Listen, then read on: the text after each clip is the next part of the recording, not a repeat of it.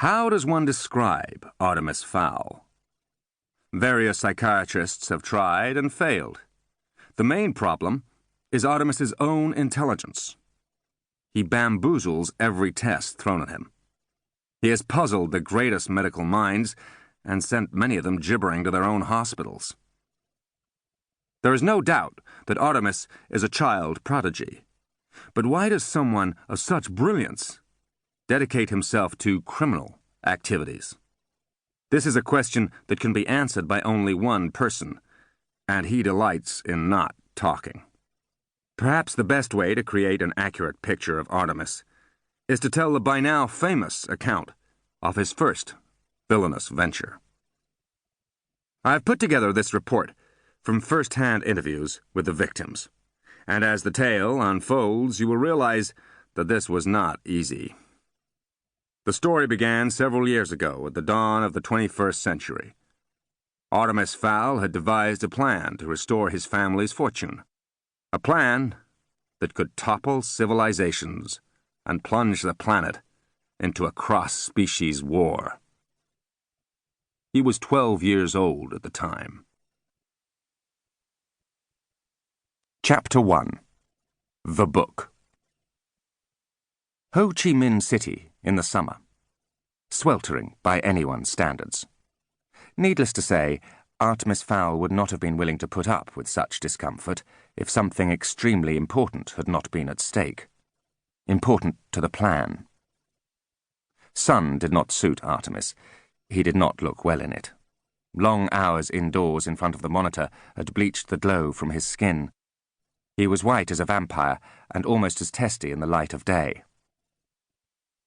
"I hope this isn't another wild goose chase, Butler," he said, his voice soft and clipped, especially after Cairo. It was a gentle rebuke. They had travelled to Egypt on the word of Butler's informant. "No, sir. I'm certain this time. Eoin is a good man." Droned Artemis, unconvinced. Passers-by would have been amazed to hear the large Eurasian refer to the boy as Sir. This was, after all, the third millennium. But this was no ordinary relationship, and these were no ordinary tourists. They were sitting outside a curbside cafe on Dong Kai Street, watching the local teenagers circle the square on mopeds. Eoin was late, and the pathetic patch of shade provided by the umbrella was doing little to improve Artemis's mood. But this was just his daily pessimism. Beneath the sulk was a spark of hope. Could this trip actually yield results? Would they find the book? It was too much to hope for. A waiter scurried to their table. "More tea, sirs?" he asked, head bobbing furiously. Artemis sighed.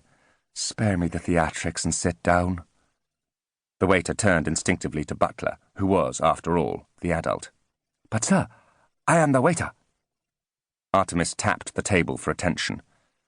"You're wearing handmade loafers, a silk shirt, and 3 gold signet rings. Your English has a tinge of Oxford about it, and your nails have the soft sheen of the recently manicured. You are not a waiter. You are our contact, Nguyen Xuan, and you've adopted this pathetic disguise to discreetly check for weaponry." Nguyen's shoulders sagged. "It is true. Amazing." "Hardly. A ragged apron does not a waiter make." Nguyen sat, pouring some mint tea into a tiny china cup. "Let me fill you in on the weapon status," continued Artemis. "I am unarmed, but Butler here, my, butler, has a Sig Sauer in his shoulder holster, 2 Shrike throwing knives in his boots, a Derringer 2-shot up his sleeve, garrote wire in his watch, and 3 stun grenades concealed in various pockets. Anything else, Butler?" "A kosh, sir." "Oh, yes. A good old ball-bearing kosh stuffed down his shirt." Eoin brought the cup trembling to his lips. "Don't be alarmed, Mr. Xuan," smiled Artemis. "The weapons will not be used on you." Eoin didn't seem reassured. "No," continued Artemis. "Butler could kill you 100 different ways without the use of his armoury. Though I'm sure one would be quite sufficient."